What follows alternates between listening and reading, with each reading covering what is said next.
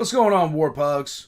We have a request today, and it's from Lord Admiral Salt, and this is about the Bumblebee movie, the one that nobody expected to be good. I really stopped watching Transformers after the first one and about 10 minutes of the second one.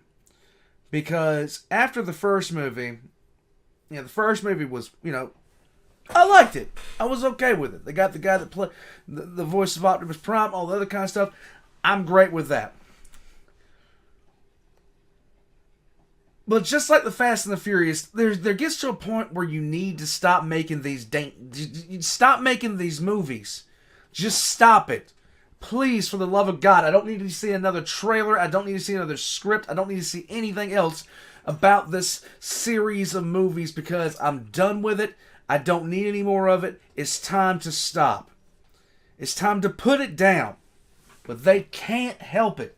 Now I got Fast and Furious 23.5 and Transformers 95,000, the return of Ultronimus Max or some other stuff like that. And it just gets to the point where it's just like, how many world-ending scenarios can we have one group of people go through? It's just like DBZ. Eventually you get to a point where it's just like, okay, how is this guy any worse than the last guy? Can we please? And then there's a bunch of screaming and stuff like that, and Vegeta does something awesome and gets pimps handed into the wall, and that's it for him. Now, with all that being said, this is Pointless Hub.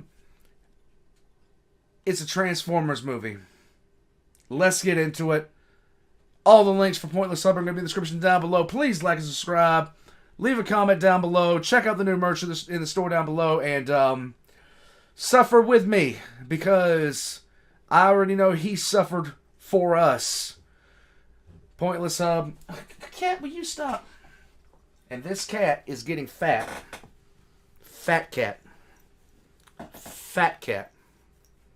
Yes, you're a fat cat. Yes. You need to stop messing around on my work computer, you little heathen. Alright. Look at it. Angers. Get down. Stop messing around on my work computer. Let's go. Oh, you thought we were finished, huh? No. With the poor reception of The Last Night, the Transformers movie franchise was in freefall. No, wait, I take that back. It was already at the bottom of the canyon. Made a cartoonish crater like Wile E. Coyote and everything. After 5 films, Bay was done. The Bay is never done, okay? He's never done. Verse was done. They had originally planned to open this whole thing up to a cinematic universe, but Drunken Merlin put an end to all of that. God, I'm sozzled. The audience was sick of Bay, and sick of Transformers, really. Yet the studio had already greenlit some projects. What were they to do? Simple. Get some new blood, for God's sake. Please. Had I made this series a few years ago, it probably would have ended on some note that Transformers is dead, and Michael Bay killed it. I'd throw my fists in the air, screaming at the camera like Doug Walker or something. But this is Transformers. The franchise is resilient. After Transformers 5, the series went in a different direction. It was a much needed change that brought on new life in a movie series that's almost, oh god, it's almost 20 years old. And it all began in the most Hollywood way possible. Yay. With a stealth reboot. Bumblebee, stop the man. Remember how Bumblebee was in World War II? I sure did. No. Well, forget about that. He's not anymore. Please tell me that didn't happen.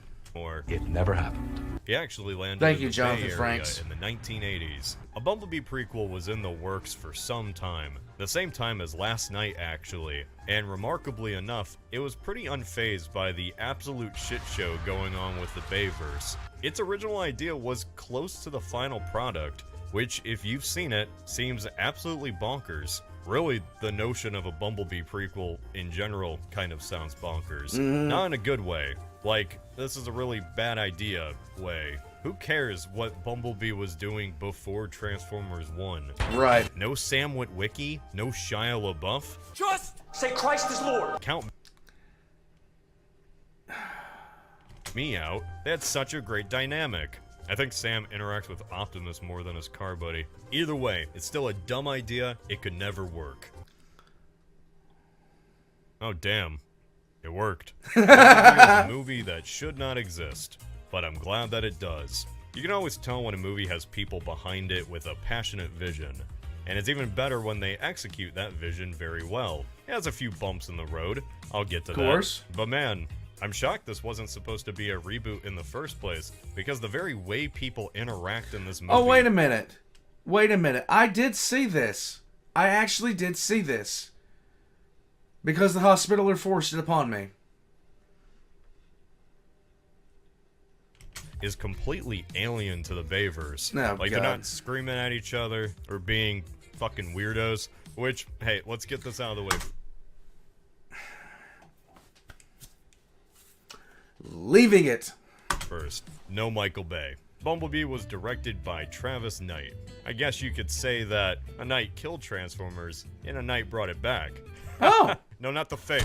The visual language of this film is so entirely different from the rest of these movies. From the cinematography, to the editing, to how the action scenes were choreographed. There is not a hint of Michael Bay influence in this movie, which is ironic because he was a producer, and it was all done with Michael Bay's blessing. Okay. He essentially said, "This is your movie," and was very generous and supportive, and didn't try to impose his own aesthetic or point of view on the movie. Okay. Honestly, pretty cool of him. If you didn't know Knight, you know what he's done. He was the lead animator of Coraline, directed Kubo and the Two Strings, and he founded the animation studio Laika. He's also Okay. the son of Nike founder and billionaire Phil Knight. So that leaves a question.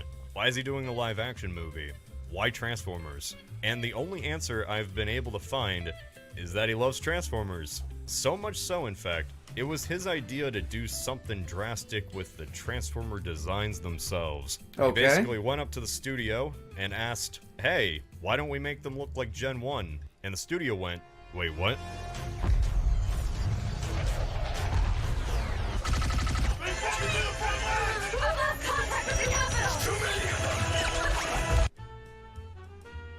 Okay.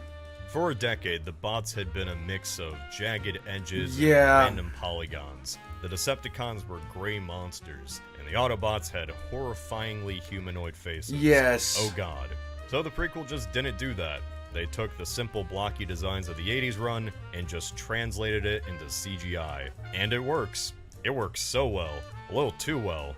Like, let's not kid ourselves. For a lot of people, the first 2 minutes of this movie, set on Cybertron, kind of overshadows the rest of the film. And can you blame them? Decepticons, attack! I'm typically not the type of person that does the whole pointing at recognizable character and freaking out thing. This made me feel some man-child emotions, I tell you what. Destroy the launch pad! Let none escape! It was perfect. My favorite part is actually how it rewrites the mythos for the whole Transformers live-action universe. Because I don't know how I forgot I hadn't seen this. But it was that the actress's face. I remembered her. I'm slow. I'm a boomer. Leave me alone. we see the Autobots just get their asses kicked on a Cybertron that is still very much alive. Cybertron isn't destroyed, they just took it over. That's why little Bumblebee is getting sent off into space like Goku. Yay. Or Superman. Or Megamind. And it's really cool because when the Decepticons interact with the humans, they call them the Autobot Rebels. A dangerous criminal from our world is hiding somewhere on yours. Alright, enough about that kitty crap.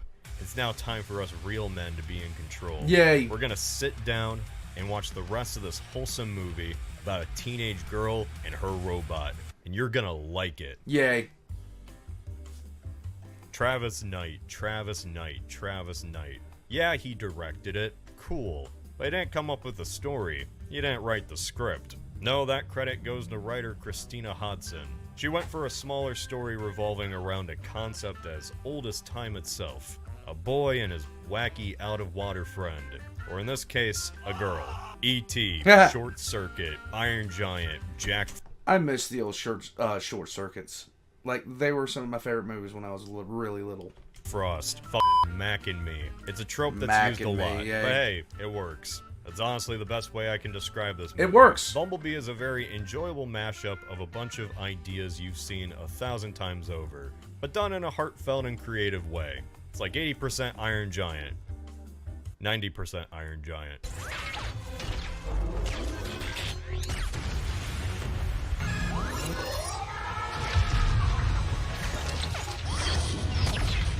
Yeah, that Charlie looks is like a it. teenage girl in a funk because her dad is dead. And it doesn't help that her mom immediately got together with another guy. What the fuck, mom? She's continuously building the car that she and her dad were working on together before he died, despite not owning a car herself. Bud is gifted a junker by her uncle on her 18th birthday. Guess who that junker is? Bees? Beads.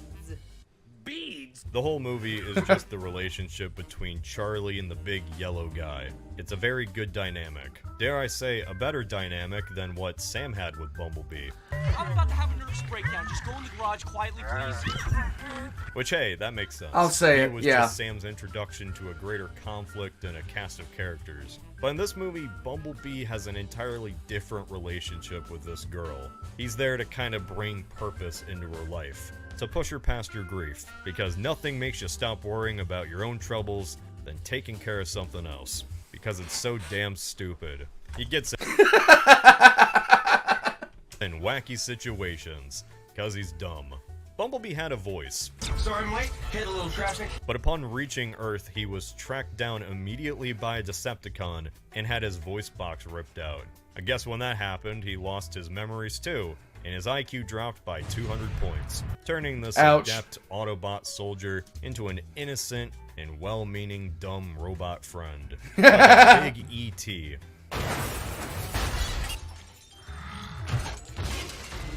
Look at his silly face. He's Yep. so cute, he's causing tens of thousands of dollars in property damage.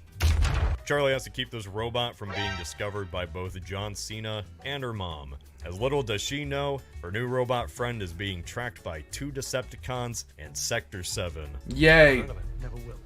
This is the only movie where That was so annoying.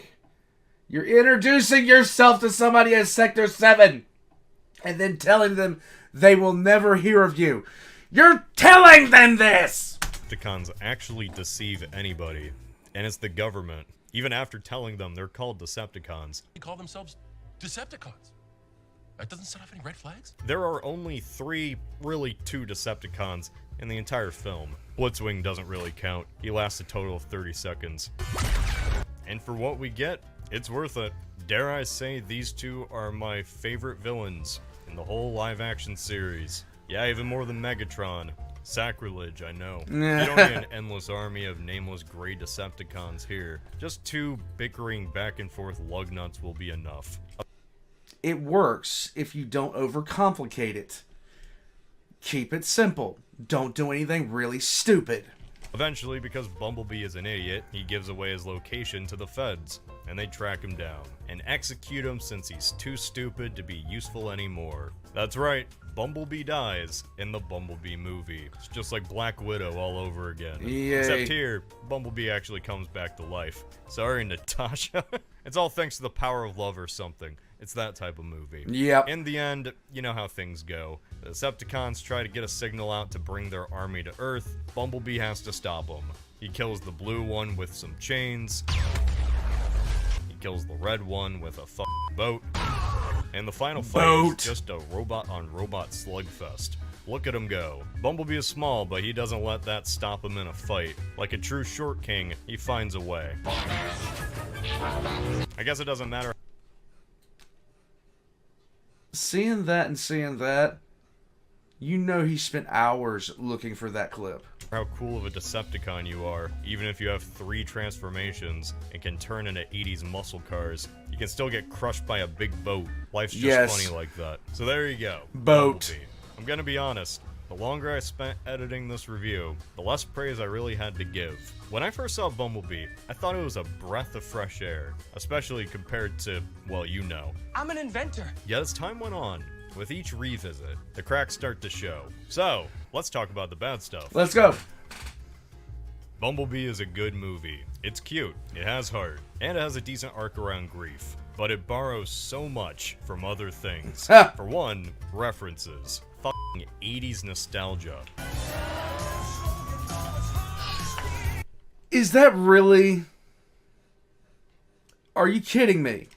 Bumblebee was at the tail end of the 1980s nostalgia boom, all thanks to Stranger Things. And like any 80s nostalgic media, it has to spend every waking moment reminding you that this is indeed in the 1980s. Pong, Elf, Miami Vice, remember Breakfast Club? Remember Reagan? Remember when Saddam was a US ally? Oh hey, it's that one song. Yep. Why did that play every single time? The only thing that isn't in the 80s is Charlie's hair. While that True. is annoying, the problem kind of goes deeper than that. Like, the references are in the essence of the film itself. Like, if you've seen E.T. or Iron Giant, you've seen Bumblebee. I don't even know if this scene is technically an homage or a ripoff. What is it? Where's the line? Stop! You are what you choose to be. WTF to that. Bumblebee is a typical coming-of-age story tied into a Transformers film. Dealing with bullies, coming out of your shell, wacky hijinks. I mean, is that so bad? No, not really. If it set out to be a palate cleanser at the long end of this road of madness, then it achieved that. Utter Good job. madness, yeah. If it set out to be original, then I say it failed. This might sound crazy, but I don't think this movie is better than Transformers 1 or 3. Don't laugh. Those movies at least had unique stories to tell. They were flawed, but they took bold chances, you know? Some were bold than others. Now I think about it, the fact I'm even comparing these is kind of insane. Like, the Bay films are world-spanning, globe-ending disaster flicks. Yeah. This is an 80s homage adventure coming-of-age thing. Herbie the Love Bug with Optimus Prime. Please, no Herbie the Love Bug. I never understood how white people love that movie. At least it's not trying to be Michael Bay without Michael Bay. I've never seen anything like this before. That's Optimus Primal, the tough and fearless leader of the Maximals.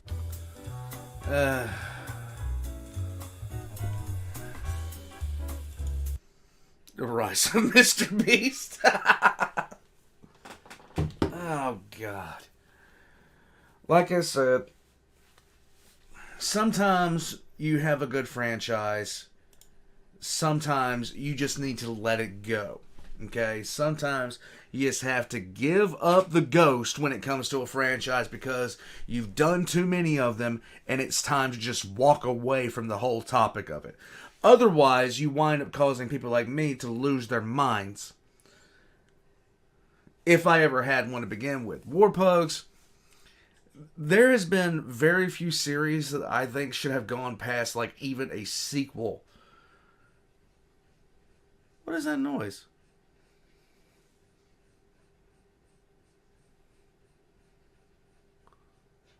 Oh, that's my dog.